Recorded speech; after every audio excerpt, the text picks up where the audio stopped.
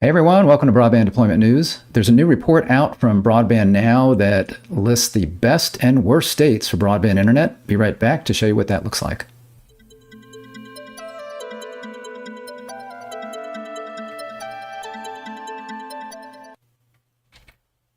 Hey there, Rick Uzzi with Z-Quorum with Broadband Deployment News. So I saw this report come out from Broadband. Whoops, there it's not there. Let's bring it on up. From BroadbandNow. And let's see here. So you see it's the best and worst states for broadband 2023. This came out just the other day, yesterday, 2 days ago. So it says every year we use a combination of public and proprietary data to create a comprehensive report on the quality of internet in the 50 states and DC. This year we analyzed more internet speed tests than ever before. So this site has a speed test on it that you can take, and I'm assuming they're using their own data. I'm assuming that. I don't know if they also get data from Ookla or MLabs or something like that, but there is a speed test on here. In fact, I took a speed test and just to see. So I went to their speed test, and I am on AT&T internet, and it showed that, and I've got gig up and down, and it showed, as far as I know, I think that's what I've got, and it showed that I'm getting close to that. In fact, a higher upload speed, about almost a gig, 9.03 megabits per second versus 8.5 megabits per second. They also have you can go on their site and, what was it? It's internet providers. I forget what it was. It was a place where you could tell them what you do on your internet, and then they recommend where you live, and then they'll recommend an internet service, and you answer just a few questions, and they recommended gig internet from AT&T because of the questions I answered. It asked me how many devices I have, and I was like, I don't know, 15 plus, because I think it is when you count cameras and you count, and they're not all used at the same time. The cameras, I've got 4 cameras, but only 2 of them are on all the time. 2 of them come on if there's motion. I've got, there's, phones and tablets and laptop, TV, some other stuff. Obviously this computer and other things that are all connecting, Kindle, whatnot. So I figured it's got to be 15 at least. But again, not all of that's constant usage all the time. Then it asked if I did video conferencing, and I said, yeah, I do that daily. And that could be something like this, or if I'm on a meeting, like a Google Meet or Zoom call or something. To support online gaming, rarely. That might be if one of the kids is doing something, and even then it's not much online. And then to keep budget in mind, I said I was most interested in price. So I'm not sure why, but it told me I needed a gig. And in my opinion, I don't. I like having a gig. I don't think I need it based on our usage, but it says to keep budget in mind, and it says you'll get good value and performance with this speed. So gig plan. And I think AT&T charges about $80 a month. I think I might have a little special discount in there for something, but I think they charge $80 per month in this area for that speed. And I'm assuming I could get slower speeds for a lower price, but I just don't have that. So that's also on this BroadbandNow site. But if we look at their results here, key findings: availability of low-price broadband has increased across the U.S. There is now only 1 state with less than 20% of the population having access to a broadband plan for $60 per month or less.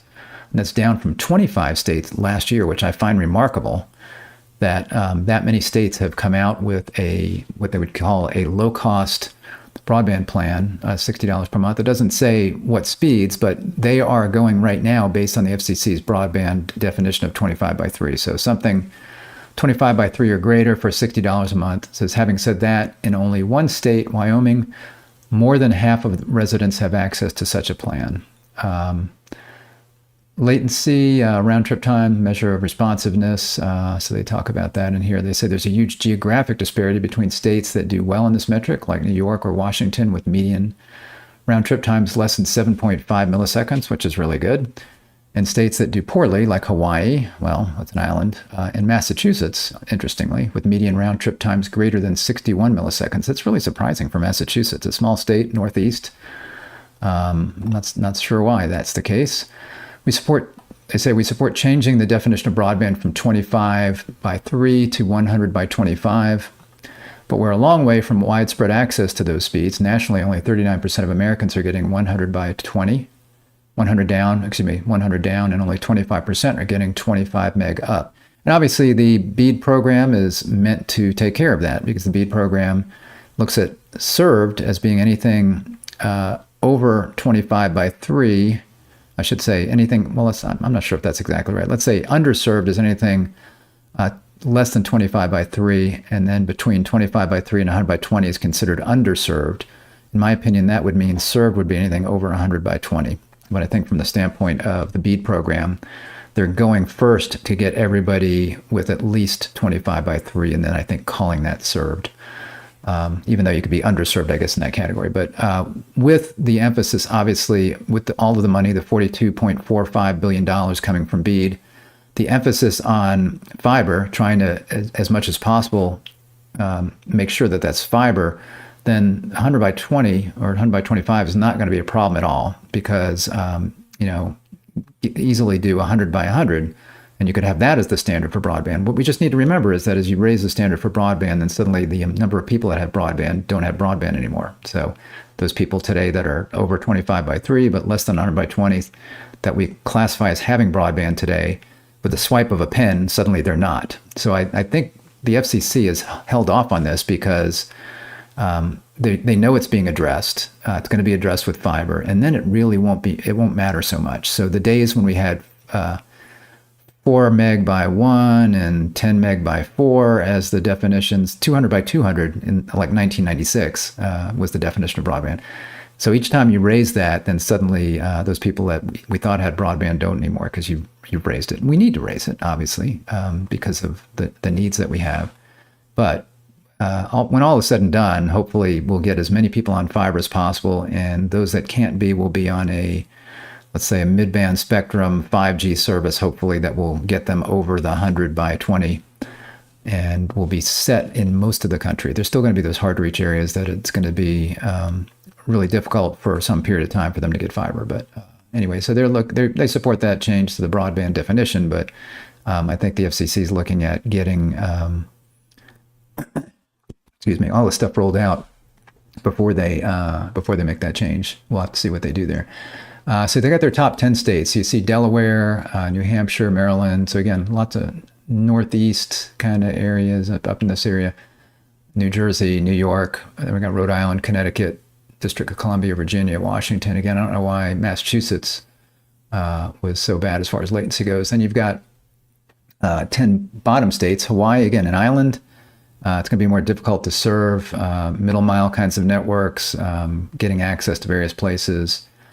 You got Missouri, Montana, Mississippi, Louisiana, Massachusetts down here at 47. Kansas, Arkansas, West Virginia, and Alaska, being last out of 51, including all states and DC.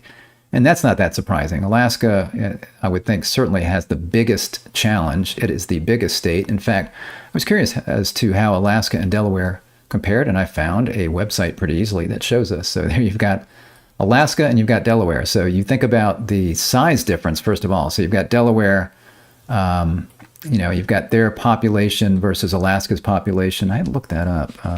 Do I still have that info? Yeah, Alaska's got, Alaska's got 733,000 people. Delaware has about 1 million. So Alaska actually has fewer people. So this huge state has fewer people than this tiny little state.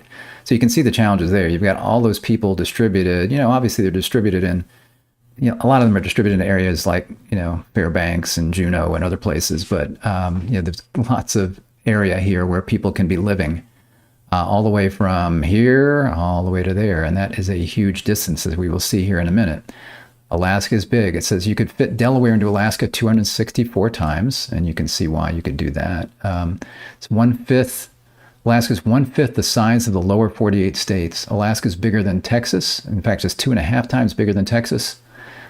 And it's bigger than Texas, California, and Montana combined.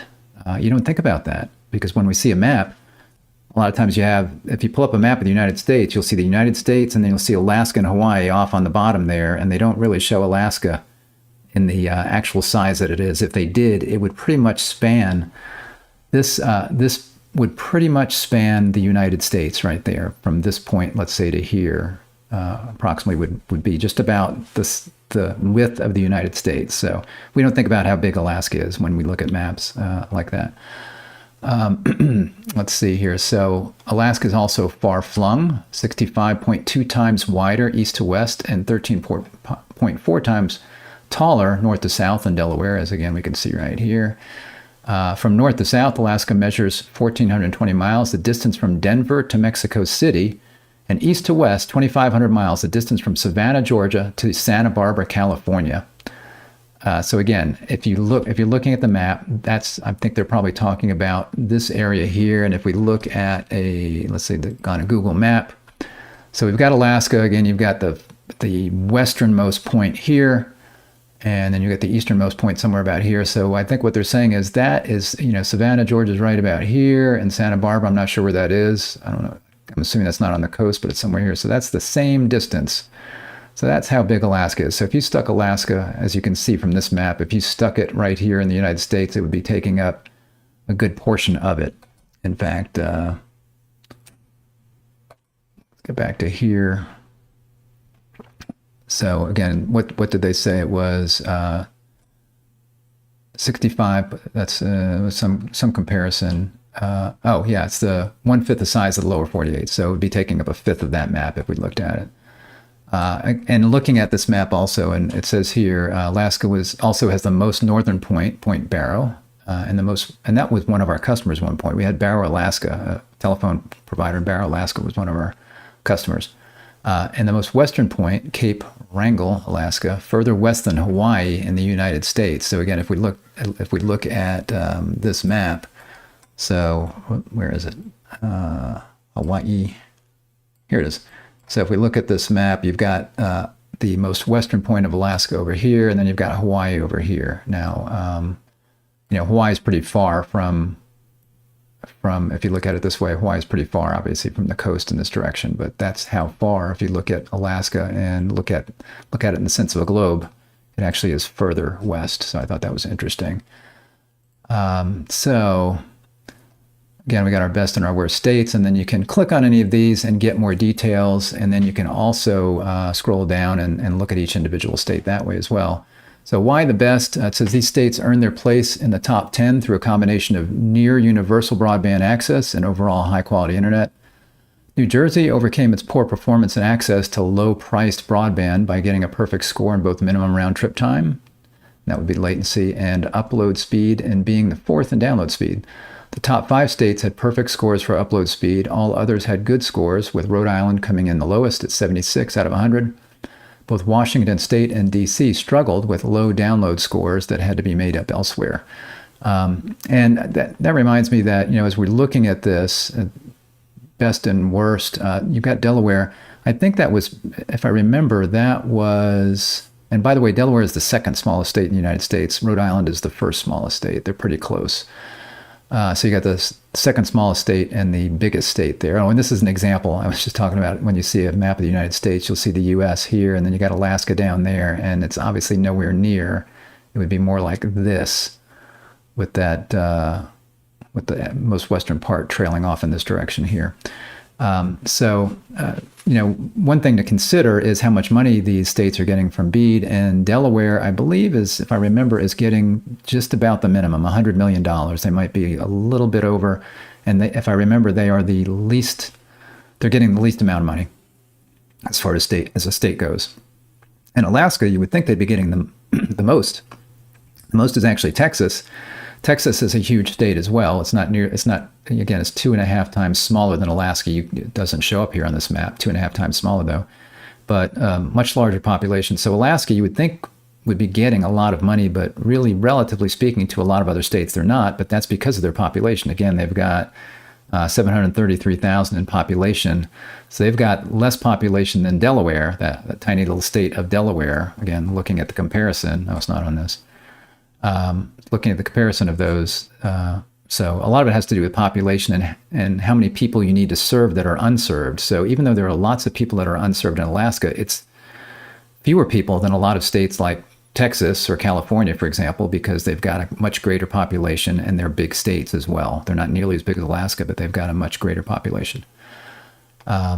So let's see why.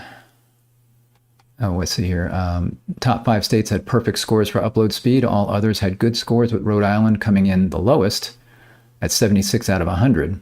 Again, a small state. Both Washington and in the Northeast, both Washington State and DC struggled with low download scores that had to be made up elsewhere. The worst states are marked by their poor internet quality and low access to low-priced broadband. And in some cases, Hawaii, Alaska, it's really difficult to serve those areas. It's very expensive to serve those areas. So you could see why the price would be expensive. It would be expensive to do that, and it'd be hard to do a low-cost option. But when I was looking at Alaska, actually, the percentage of people that could get access to a low-cost plan was actually pretty good compared to other states. Let's see, the only exceptions were Alaska and Mississippi. Yeah, here you go, which got scores of 54 and 64 in upload speed, respectively, and Hawaii, which got 55 on download score. Massachusetts scored a 0 for both upload speed and minimum round trip time, while Kansas, Alaska, and Montana each scored at least 1-0 for internet quality as well. That's got the state rankings, and you can see here for each one. They've got Delaware here. They give you access to wired or fixed wireless broadband, and they say 97.3% of access to that. And again, the definition being 25 by 3 or greater. Access to wired low-price broadband, 46.2% for Delaware, which is about the same as Alaska. Median download speed, 96.1 megabits per second. So that's high when you're looking at, I think, the medians here. Median upload, 22.1. Median round trip time, 11.5 milliseconds. That's very good. 51 internet providers in Delaware. And you can click that to get additional information on each state. So here we see Delaware internet coverage availability 2023. It talks about their ranking. It's got the same kinds of stats there. And then down here, we can look at, where is it? A little more data here. Percentage of households with or without any type of internet access, with 89%, without 11%. It's got the type of internet connections. I'm amazed if anybody has dial-up these days. Broadband of any type, 89%. Cellular data only 11%, and satellite 4%. Gives you some demographics here on age, household income, race, employment status, educational attainment. And then it gives you the various internet providers in the state. So you've got obviously Xfinity, Verizon, something called Blue Surf, which fixed wireless, which apparently people don't like. Now, there could be one rating. I don't know. It could be one rating, and that's one person didn't like it. Who knows? I didn't drill into that. T-Mobile 5G home internet, so that's available at 100 megabits per second. Some others here, and then you've got internet providers by city in Delaware, so you can click on any of those, and you can see it shows you how many providers they have. Let's pick one here. Most of them have got lots of providers. 14, 15, 20. Let's click Townsend, see what we get. And some of that's going to be satellite. So we got Verizon, looks like Gig Service, Verizon. We got Viasat and HughesNet. These slower, more latency-prone satellite service. Now, Viasat's, they're advertising in 125 here, so I'm not sure how they're doing that. I don't think they have low Earth orbit satellites, but I don't think they have a constellation, so I don't know. Starlink, 50 to 220, and certainly that's going to vary depending on how many people are in their service at a particular point. And as they launch new satellites into their constellation, the speeds can go up, and then as they get more subscribers, the speeds go down. But generally, they are hovering around the 100 megabit per second for that. And that's pretty good for satellite. And being low Earth orbit, their latency is actually pretty good. You got Always On, T-Mobile Home Internet, BreezeLine. There's the Blue Surf. That looks like 25 megabits per second fixed wireless, so it doesn't look like it's that fast. So again, that's Delaware. And then, then you can go to see all the states here in New York, Rhode Island, and you can go to the top 10. You can get to these. And by the way, I linked to this in the description as well as to the Alaska comparison thing if you want to look at that. But you can click on any of these states, or you can scroll down and go through every single one of them if you want to do that. So, for example, I could go through that list, or I can just click here. If I want to look at the very last one, I've got Alaska. Again, I've got the same facts there. You can see here, the same thing. We had the same thing in Delaware, though it's a little bit more evident here that we can click over different areas and we can see what we've got. So here, Valdez, Cordova, 89.7% of access to 25 meg or better. Here, only 4.2%. Only 0.92% in this area. And then you can imagine out here, 0%, 0%, 0%. Some of these areas out here, 0, 0, 0. I'm sure they're all 0. And you can see the colors. Obviously, the colors indicate how good or bad it is. But who knows how many people live in these areas? You know, this huge area here could have very few people. And that's what makes this a very challenging state, both for middle mile network access. So you've got to, you know, if you've got good internet in some areas, like here and here and here, what about here? You've still got to have middle mile network to connect any little small towns or villages that you've got, or tribal areas that you've got in this area. So you need that. And then, of course, you get the last mile access, and that last mile could be many, many, many miles if you've got people distributed in, you know, in vast areas. So it's a very challenging state. Then again, they've got some demographics here. It'd be interesting to look at some of these. So broadband of any type, 88%. So again, big state, not a lot of people, and like 88% it says have broadband of any type. That could include, that I think that does include satellite. Cellular data only, 18%, satellite 6%. So maybe that 6% and 18% are included in that. I'm not sure. You got your ages, so looks like age 18, 5%, 18 to 64, 7%, 65 plus 9%.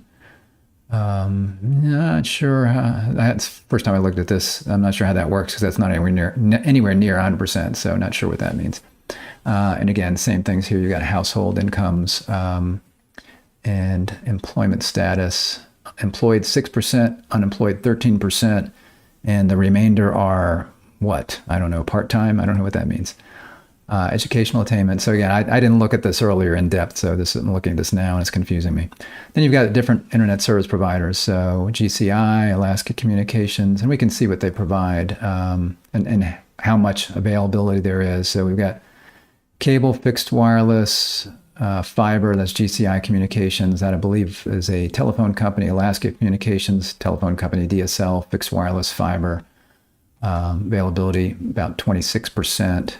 Borealis broadband, like the Aurora Borealis. So they can do 100 meg fixed wireless. So Matanuska Telephone Association, a gig, DSL and fiber available. And a gig would be the fiber, I'm sure, 16.3%. Here we got a DSL provider, 25 meg at best, probably at best. 1.8% availability, UUI internet. Got a public utility here, Ketchikan, Alaska, yeah. 25 meg, DSL though, only 1.7. But then again, they have fiber as well. So they got those two separated, 1.7% available on fiber, fixed wireless.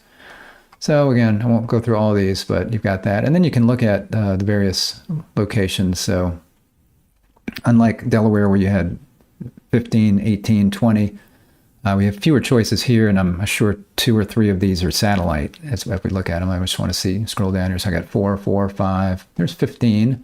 Anchorage, like as I mentioned, there's certain areas that are going to have much better availability. 10 here in Girdwood, whatever that is. 12 in Fairbanks, as I mentioned. So let's see what the smallest is, like 4, I guess. And again, probably 3 of those would be satellite, if I'm correct here. So let's take one that's got 4.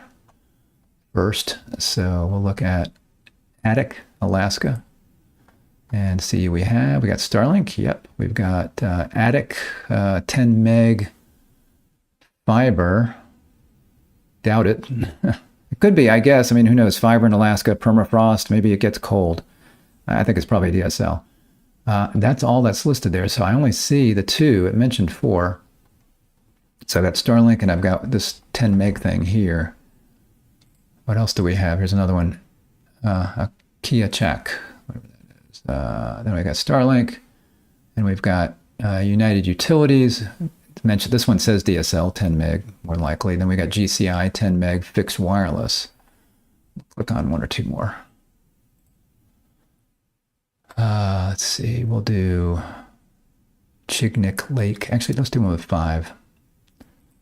Shabak. So we got Starlink again. Starlink's going to show up everywhere, which is fantastic. I mean, I know a lot of people say, you know, they don't want to take satellite into account. But if you live in Alaska, you are thrilled to have Starlink if you can get it. And pretty much Starlink started out in the northern part of the hemisphere, and I'm sure there's good coverage up there. Again, they're advertising 50 to 220 here. Availability 100%, probably everywhere in Alaska. You got GCI here, and again, I don't know why it said 5, because I'm only kind of stuck here. I'm only showing, why is my scroll now going really slow? So I'm only showing 2 there. Let's take a look at one with 10. Viasat. So interesting that Viasat's not showing up, and Usenet were not showing up in some of those other areas. They are geosynchronous satellites. They're not constellations, so maybe there's a reason why they are not advertising as available. But again, you got 30 meg and 25 meg here. And again, these would be geosynchronous with very high latency, maybe like 600 milliseconds versus maybe 30, I think, for Starlink. You got Starlink here. Then we got MTA, that's Matanuska Telephone. And you got GCI. So those are your providers there. And then let's take a look at maybe Fairbanks, Anchorage. Let's take a look at Anchorage with 15 providers. Viasat, HughesNet, they're advertising their Starlink. There's your satellite. Then you got GCI, you got Borealis Broadband, 100 meg fixed wireless, Alaska Communications with a gig. And oh, I didn't click on see all on some of those ones. This says just one residential internet hidden due to low coverage in Anchorage. So I guess they're only showing the ones that have got the highest coverage. So these are showing, this is interesting. So this always on, maybe that's it. Yeah. So 0.1% for always on, 25 by 150 fixed wireless. So that's why that did not show up. So when I clicked to unhide that, that was what was going on there. So that is their report, which, you know, again, I'm assuming they're using their speed testing and they're checking latency. I don't know if they're getting data from anywhere else, but interesting key findings. And, you know, again, as you look at this, I always like to kind of think about what and why, the what and the whys on these. And, you know, obviously, again, Alaska being a huge state, with very few people, relatively speaking, to a state like Delaware has fewer population than Delaware. So it's a big challenge. And just the fact that they're doing so well, I think, is good, but they certainly need a lot of help. And then it's very interesting as you look at other states like Massachusetts, why are they doing so poorly? Being in a very similar area in the Northeast, small state, not a lot of rural areas. There's not a lot of challenges there as far as you know, compared to like Georgia or Texas or some, you know, other places in the Southeast. It's a fairly compact state, I believe, Massachusetts. So I'm not sure why. Anyway, interesting report. I hope you found it interesting. If you did, if you give me a like on the video, I'd appreciate it. And if you're not subscribed to our channel, click the subscribe button, click the bell to be notified when I'm live. Thanks for joining me today for Broadband Deployment News, and I will see you next time. Bye-bye.